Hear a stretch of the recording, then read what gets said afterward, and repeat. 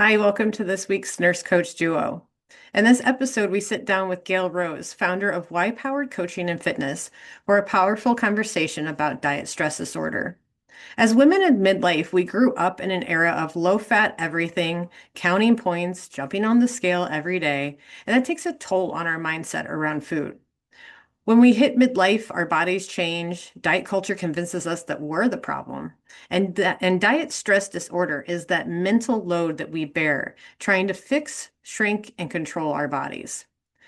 Gail is a certified whole health coach, personal fitness trainer, and behavior change specialist. She holds a bachelor's degree in business, and for the last 11 years, she's been partnering with women in midlife to uplevel their mindset and daily habits for intentional self-care so they can live with a greater vitality. Gail empowers women to say no diets, extremes, or gimmicks related to their health and weight loss. So if you're tired of blaming yourself and ready to rebuild trust with your body in midlife and unwind diet culture, you're going to love this episode. But please, before we get started, if you aren't following us yet, please hit that subscribe button now so that you can get more episodes on Real Talk about midlife. Before we dive in, just a quick reminder. This episode is for educational purposes only and isn't medical advice. If you're dealing with a health issue, please check in with your healthcare provider.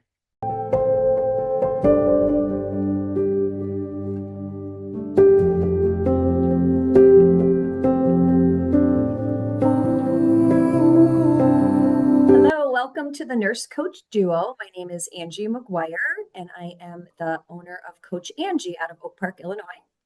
And hi, I'm Jen Schroer, the owner of Clarity Health and Wellness. And today we have Gayle Rose with us. Welcome, Gayle.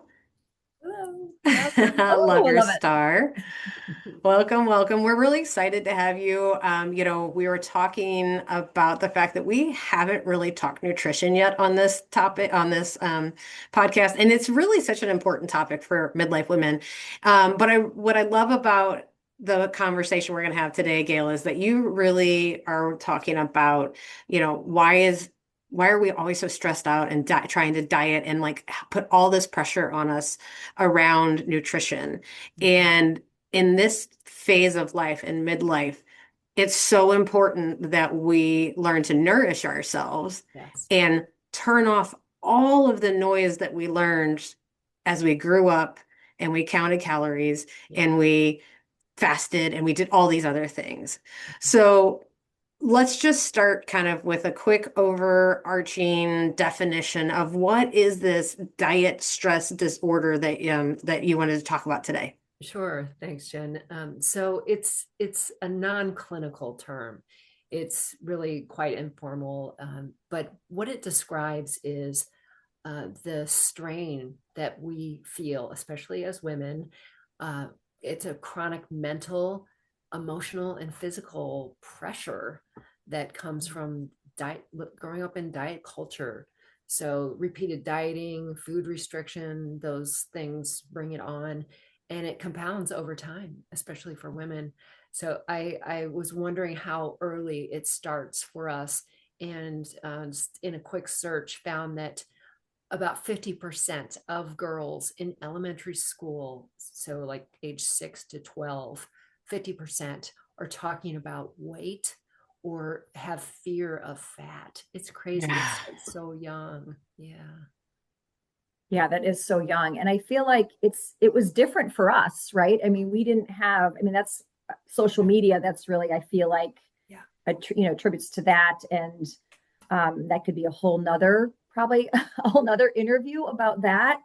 But just speaking about, midlife women today and to our audience, we grew up with, every diet at our fingertips and not, and thankfully we didn't have social media, right? So I'll get back to that in a sec, also, but, we had every diet, counting points, counting calories, like the low fat and how we thought that was good for us. Right. And so here we are in midlife, still recovering from that, right? We're still thinking, calories in, calories out, just, most of us. I mean, I think we've come a long way, and certainly people seeking information, hopefully they have new information. But just share a little bit how you start working with women in midlife around the diet stress disorder. Yeah, but to your point, there's so much confusion, there's exaggeration, and lots of misinformation too in the diet industry. So people are confused. So I usually start with just kind of leveling the playing field. And I actually have a guidebook that I created that I give all my new clients when we start, just to make sure that they've got the right information about what affects our metabolism, and that it's more than just calories in and calories out. But the other thing is, there's this idea that there is kind of a magic wand, right? That if we wave it and just get the right diet, it's going to solve all of our problems. And it just isn't true. So the industry is enormous. There's something like, it's like a $90 billion industry around dieting and growing. That's just in the US. And I did just another proof point here. I did a quick search on Amazon, just typing in best-selling diet books, over 90,000 titles. It's kind of crazy. So how do you know what's true, what isn't?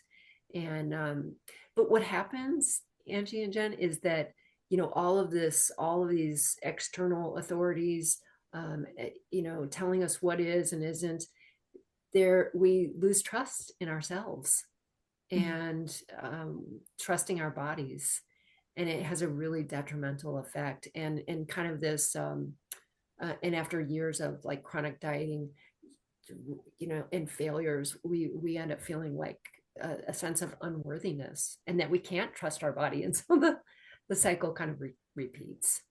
Yeah. Yeah, I wish that we could just get rid of the word diet because, as Angie and I are both nurses, right? And so as bedside nurses, your diet is what you need for your body to nourish it appropriately, to not affect, if you need something cardiac or kidney or liver specific. That's what a diet is, right? Like, but we've made this whole connotation into a diet means I'm restricting myself. So it's like, how can we like get away from that? Because then again, you're like, a failure. Now you feel like you've had a failure and you're trying this diet and that diet. And I love that you said that the magic wand, it's so right because people are like, oh, well, I did keto and it fixed everything, or I did this and it fixed it. Well, that doesn't mean it's going to be right for anyone else. And, also sometimes you are doing this diet and you actually are causing yourself problems because your only goal is weight loss. Right. That can't be the same thing. You know what I mean? So like I really wish we could just, I don't know. I hate renaming things because I think people get too caught up on things, but that's when I'd be all for renaming. Totally agree. Yeah. Yeah. So focusing on the lifestyle behaviors is, like I often say to clients, instead of just like, how much do you want to lose this week? Thinking about instead, what behaviors can I adopt? What does a healthier person look like? What did they do? And focusing on the mindset and the habits instead. Yeah. Of course, that what is really just an outcome of those things. Mm-hmm. Yeah. Yeah. I mean, and then because I think that when it comes to it, as well as so many women are like, oh, well, like either I'm a failure, I just don't have the willpower, or I don't, I didn't do it right, or what have you. So like, how do you deal with that? Like this whole idea, oh, I just don't have the willpower to do this, or I'm just, I just can't do it. Right.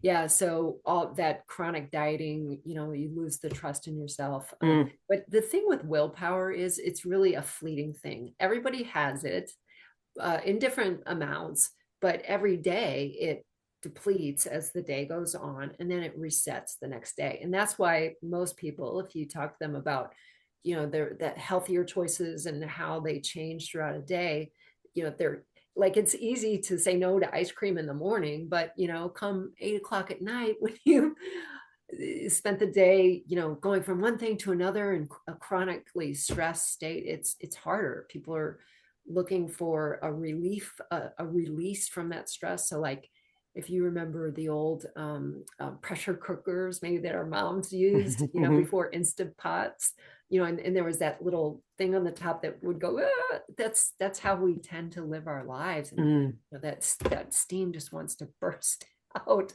come end of day. So the approach that I take is, instead of relying on willpower, I talk to people about finding their why. And that's actually, my company name is Why Powered Health Coaching. So it's finding the deep reasons for being a more intentional caretaker of your health, and having it be bigger than weight loss. So connecting those reasons for wanting to change to the things that you truly value. So, it's a process I take people through, but it's finding that why and developing into a really compelling personalized statement. For example, one of my clients' why is health is happipiness, because she's recognized that the healthier and more energetic she feels, the happier she can feel. Another one that I really love is the more I do, the more I can do. Which really resonates, especially when you think about, mobility and movement. So yeah, forget willpower. Yeah, agreed. I mean, the name of your company, and I mean, why? I mean, that's beautiful. It's brilliant. So well done on you creating this space for women. And because it is important, I mean, for many aspects of our life, to ask us why, right? Why are we doing these things? And I think especially, again, focusing on women in midlife, I think back in the day, the why was, we wanted to look like, the skinny model or whatever. That's what we were told, like the word skinny. I don't even think people are supposed to use that word anymore, nor should they, right? I love when you talk about one of your clients' whys, like the healthier I am, the happier I am, right? And that's what, like, getting to know ourselves and what it all means. So I certainly applaud your work for that. But would you say that when people seek your services as a coach, do you think a lot of people are coming to you because they want to lose weight, or they really want to get rid of the talk in their head that's going on? And it was formed with, when we were, early teenagers in this diet culture. Sure. Yeah. I mean, they tend to be bound up with one another, but yes, most people, when they contact me, it is about weight loss. But as the partnership and the journey goes on, it becomes so much bigger than that. It becomes elevated self-care, greater levels of self-respect. And it's funny too, because I've been doing this work for a long time, 11 years now, and 26 of my clients over that time have shed 50 or more pounds. And I say they're my winner circle members. And the majority of them, when I ask them, what's the biggest thing that you got from this partnership with me, they don't talk about the weight loss. Even though, they start as that being their primary motivation, they primarily talk about how their relationship with themselves has changed and how everything flows from that, their whole life, the energy that they bring to their job, and their kids or grandkids, and it's, so they start to see that the weight loss part is just kind of an outcome of the changes that they make. Yeah, that's fantastic. I love that because I know that I've worked with many women who they really do think, okay, tell me what diet to use, or I need to eat less. They're still stuck on the calories in, calories out type of thing. And really, especially in the midlife, especially when you're starting to go through perimenopause and we start to lose that estrogen, and now we are not managing our blood sugar as well, we start to see maybe some weight gain, especially around the middle, or just things aren't working the way they used to.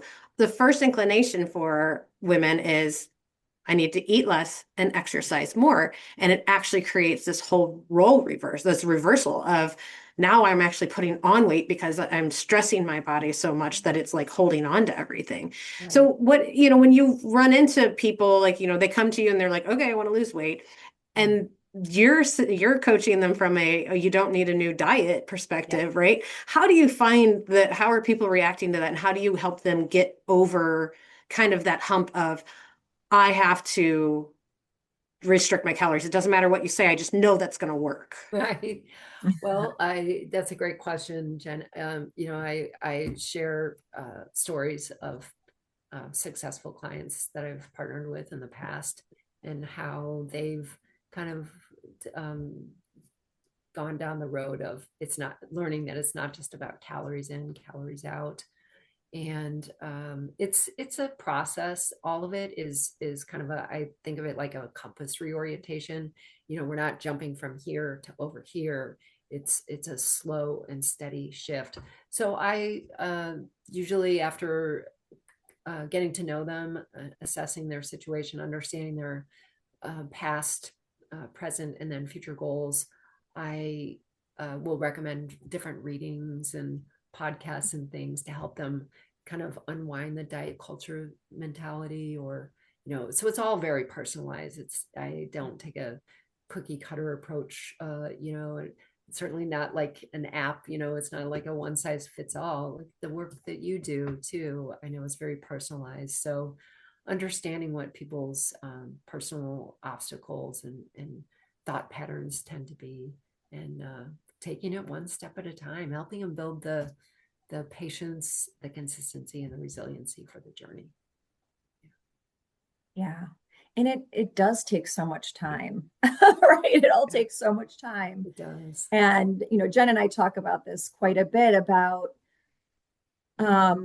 just sort of, rewiring people for that too. Like things there is effort has to be done to put into this, and, building a relationship with a health coach or a nurse coach or your medical provider or who, and, start those conversations around change and, and goals. Right. And I love how, you take so much time and really, start from the very beginning. Right. And that's painful for a lot of people and they don't It want to can go be. back. It can be. Right. Yeah. Yeah, I mean it's Yeah. really common, and I imagine in your work too, where people just they've tried so many things and they're just, give me the answer, tell me what to Yeah. eat, tell me what not to eat, tell Yes. me, Yeah. what exercise plan to follow, and they just want the results. And I explain that the coaching, what makes it so powerful is Yeah. it's us as coaches facilitating their personal journey and change and helping them find the answers that fit their lifestyle instead of just handing them another list of forbidden foods or you know here, follow this extreme exercise plan and you'll certainly lose weight. It's much deeper than that. Mhm. And I Yes. think it's challenging for people because they're so conditioned to that, give me the answer, and not trusting themselves, not Yeah. believing that they have the answers, they just need to uncover them.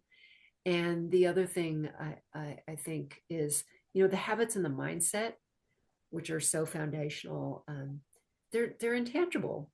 So it's really common. I remember back in decades ago when I was experiencing diet stress disorder, and I started hearing about mindset and those things. I'm like, change your thoughts to lose weight? What are you talking about? Because how is that going to work? Yeah.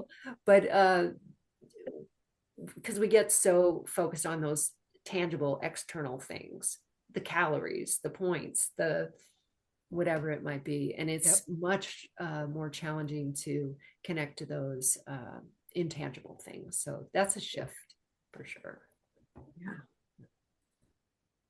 Yeah, that's a huge shift. It's not an easy one to come about, and sometimes you need somebody to guide you through that, right? Into coming out on the other side, because we really have been indoctrinated with these. I mean, when you're getting to 45 and 50 years old, you've had a lot of time to think that, okay, this is how I have to live. And especially when things that you used to do don't work anymore, Yeah. Yeah. you know? which is what we really start to run into because now your body's the hormones are changing, so your body's just not the same. And I think learning to listen to your body is so huge in that, and what in kind of what you're saying about, like internally we all think we know what we need to do to take care of ourselves.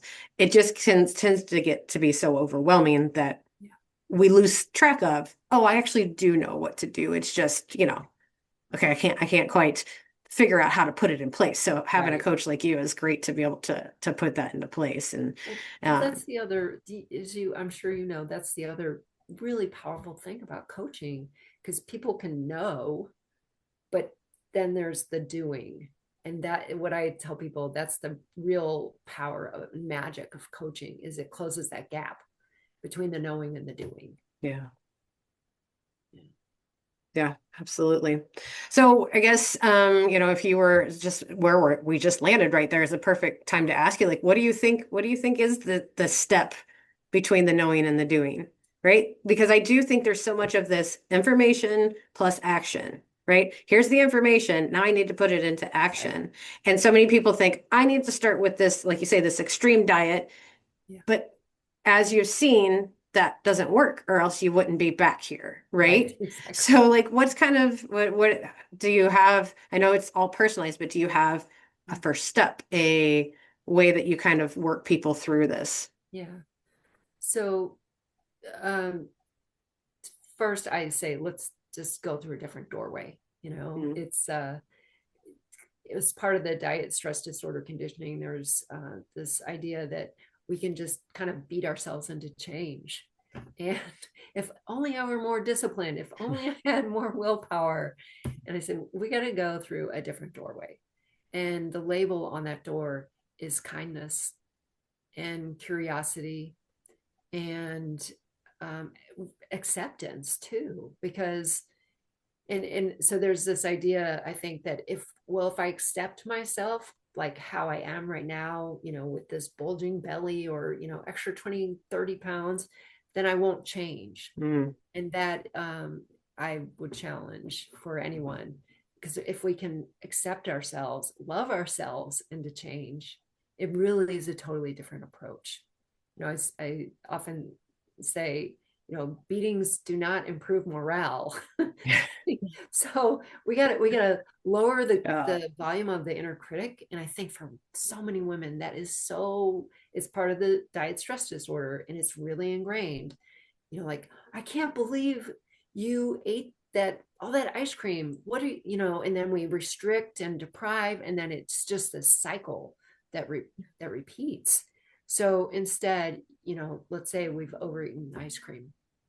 Instead of, we've got maybe kind of an assault on our body, and then we put a sort of a double arrow into things, and we've got another mental assault that we layer on top of it, and it just keeps us on the ground. Yeah. So instead, if we can relearn and rewire things to maybe, instead of beating ourselves up about making imperfect food choices, we instead think about, we get curious about what's underneath, what feeling led you to do that, what was the trigger, and then there's lots of hacks, of course, that can come into play. Finding the pause between the trigger and the response is a simple one, but it takes a lot of practice and awareness. It all starts with that awareness of thoughts that drive our behavior, that drive our action, and our results. So it all this is the foundation, begins there and kind of trickles down to our behaviors and understanding the way we tend to self-sabotage. Oh my gosh, such powerful work you do. Yes. I love it. Wow. And so personal, right? Yeah. There's no one size fits all. I mean, I think Definitely not. that's what we all need to know about everything. Yeah. Like, Yeah. So that got to figure it out on your own. You gotta, if you want to take that first step, it's about you, and you can't take the first step similar to what's on social media or what you did when you were 20 years old either. Right. So Absolutely. I really applaud your work, and it's so important. Yeah. So Thank important. you. I wish you could be in every traditional or conventional doctor's or, nurse practitioner's office, and you could just be waiting for midlife women. Yes. Like, Yes. Yes. That's what I need. I wish we So, could clone you, Gayle.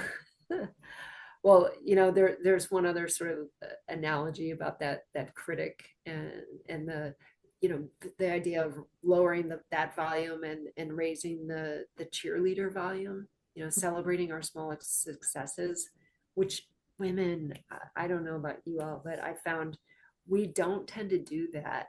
Right. So that's a shift that I help people make. But here's one thing that I find a lot of people relate to. If over here is this drill sergeant kind of voice, right? Like always trying to beat into change. And over on the other end is kind of this always letting yourself off the hook kind of thing. Like, saying you're going to do that workout or, not eat something, whatever. But you're never making traction, right? There's these two really extreme ends of things. If we find that space in the middle, that's where that kindness and compassion and curiosity, but results can happen. I call it the compassionate drill sergeant. Not letting yourself off the hook and not beating yourself up, and finding that space in the middle instead. That's really a sweet spot. And I don't know that a lot of women, especially, have found or understand that space or have experienced it maybe their whole lives. Always that drive for perfection, and it doesn't work. Yeah, I mean, as long as we continue to comment on each other's bodies and think that way, I mean, it's going to be a struggle, right? And we're going to kind of have that constant talk in our head.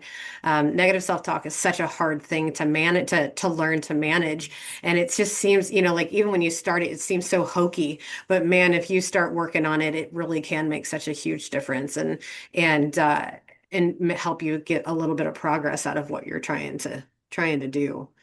Um, yeah, I did a presentation not too long ago, and it was about setting goals, and like I said, like typically it's not motivation. Typically it's not, willpower. It's the things get in the way, right? Things get in the way. So that's a great thing for a coach to help with as well, is, kind of busting those barriers. And like you're saying, like that pause of, why did I make that decision? And if you can get to the point of making the pause before you actually make the decision, even better. But, starting to recognize and that awareness. I mean, Angie and I, we talk about tracking quite a bit, and this is in all different senses, not just like food tracking, and just what you can learn about your body. And I do think that the more we can start learning our body and recognizing what it needs, and obviously talking nicer to ourselves. But I just think that can make such a world of difference in the decisions that we make, whether it be on our plate, whether it be whether we go to the gym, because when we set goals around self-deprecation, they do not work. It's so true. Yeah. And to your point, Jen, we when we're always just, everyone I know feels stressed and overwhelmed, and life, the pace of life and the demands. And so we're flying through our days, and so we have to make that space for slowing down and listening, staying out of that chronically stressed state that's overproduction of cortisol and a hit to our metabolism. But when we do slow down and listen, our bodies, they're miraculous things that are always communicating with us. But I think what happens so often is, because of the pace, we're not listening, we're not tuning in. Yep. And then we get disconnected. And then, at some point your body starts shouting at you. Yes. And that's not a healthy approach to life. No. We've got to be listening all the time, and, having that two-way communication. And it's also connected, the thoughts and the physical stuff. And so allowing that space is critical. Yeah. Yeah. And as you said, like life does not stop, right? It's moving forward around everything, right? I mean, people experience, you know, trauma. I mean, in life, right? I mean, it's just like, but it doesn't stop even and I think our bodies are the um repercussion, right? Or, Keeping the score. that's, excuse me, Keeping the score. They keeping the definitely score. do. The body keeps the score, right? Brilliant. Yeah. And unfortunately, it's when we get sick, right? And then we stop and Yes. slow down, Yeah. right? And I think that we have to remind, and I'm sure I think we all probably coach around this, is that we have to, as Gayle, you've already said it, so not to, but we have to stop and listen and make space. We do. And we are in control if we let ourselves be in control. Absolutely.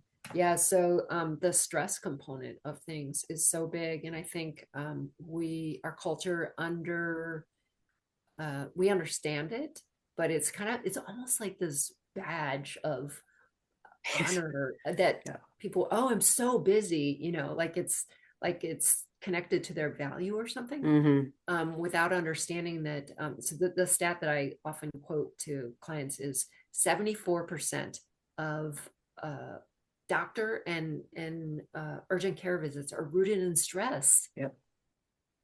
Which is crazy. Crazy. So, and if we're not managing that in a proactive way, it's going to bubble up and affect our health in such dramatic ways. If I think about it, like we've got to it's like trash. If we don't take it out every day, it's going to pile up and just smell and just cause all kinds of Yeah. problems. Yeah. So we have to be that proactive manager of our stress. Yeah. Through the slowing down there's lots of different ways, of course, to do that, but that really is a key component of having that balance in life and the wellness. Absolutely. Yeah, so I mean, Gayle, I think that so many of the things that you're saying, and I know I have resonated with in the past, and work with women that it definitely resonates. So, if we've got somebody in the audience listening, they're like, "Oh man, this is me. I'm hearing all me in this conversation." What do you think is just? And I know we've already talked about so many things, but like, what's one just nice, kind yet powerful first step that a woman can take that can maybe start to tackle this diet stress disorder, or just starting to rebuild that trust in her body and being able to make decisions on her Yeah. food and nutrition? Well, of course, I think everybody needs a health coach. Yes. But so that's a great question, Jen. I think starting small is the most effective way to approach any change journey. So what tends to happen is we make a decision. Maybe we've had a catastrophic wake up call with our health or something. Okay, I'm gonna stop smoking or start exercising or something, and people get really enthusiastic about the change. It's kind of like a January mentality where everybody's talking about health and wants to get healthier. So I forget about that, because what happens is you go off this high dive and with those big goals, and you start, you land in the water and then you start swimming hard, and within a short period of time, most people end up kind of gasping for air, and they lose sight of the goals and they quit. They've set their goals. If they have goals, specific ones, they are probably too big. So I say, all right, forget about that January high dive mentality. Let's start small and realistic, but be specific, the SMART goal setting, and change the expectations, because that's part of the diet stress disorder. It's, oh, what do you mean I'm only going to lose 1 or 2 pounds a week? Yeah. Well, that's the health, Yeah. it's the healthiest and most sustainable. Anything more than that is so likely to come back. Letting go of that mentality of, that culture that we all live in. We order it tonight, it's going to be on our doorstep and tomorrow morning at 5 a.m. Forget it. Just doesn't work with health changes. So starting small, being realistic, and staying in the pool is the other key too. So just to finish that analogy, instead of going off the high dive, you go around, hopefully with your coach, to the shallow end, and you dip your foot in, you check the temperature, and then you take those small steps down the stairs into the water, and then you start swimming. And you stay in the pool. You don't, there might be times where you need to tread water or even float, but you stay in the pool, because health is it's your life foundation. When that gets jeopardized, everything kind of doesn't matter anymore except that. It's so staying in the pool, staying in the game, staying with those realistic goals week by week. And what happens is, of course, as you reorient your habits to higher levels of self-care, it just becomes your default way of being. You don't, that the pool is just where you live. And it's, you shed those other things that maybe have held you back in the past. Yeah. As swimmers, we love that analogy. Yeah, absolutely. Yeah. I didn't All right, Gayle, where do people find you? Because I have a feeling people are going to be wanting to find you and more about you. Yes. Can you share that with us? Sure. Health Coach Gayle is my Instagram handle. Same web address, healthcoachgayle.com, Gayle with a Y. And, I love just talking to people, to free consult, just conversation to see if we're a fit, or 15, 20, minutes to just kind of assess things and see what's happening. And then we go from there. Got it. That's great. Yeah. Well, great. Yeah. And we'll make sure to put that in the description below of the video. So thank you so much, Gayle. This is such an important conversation, and we're really glad that you were able to be with us and share all of your wisdom. I think that hopefully women will feel a little bit at ease and understand themselves a little bit more from this conversation. So if you like this conversation, please make sure to subscribe, add a like, add a comment. And we would love to help you in any way that we can. You can reach out to, we're all linked at in the description. So we'd love to help in any way that we can. So thank you again, Gayle, for being here with us today. Thank you both so much for having me on. It was a really delightful and powerful conversation with you. Yeah, absolutely. So, yeah. Thanks, you. Gayle. Bye.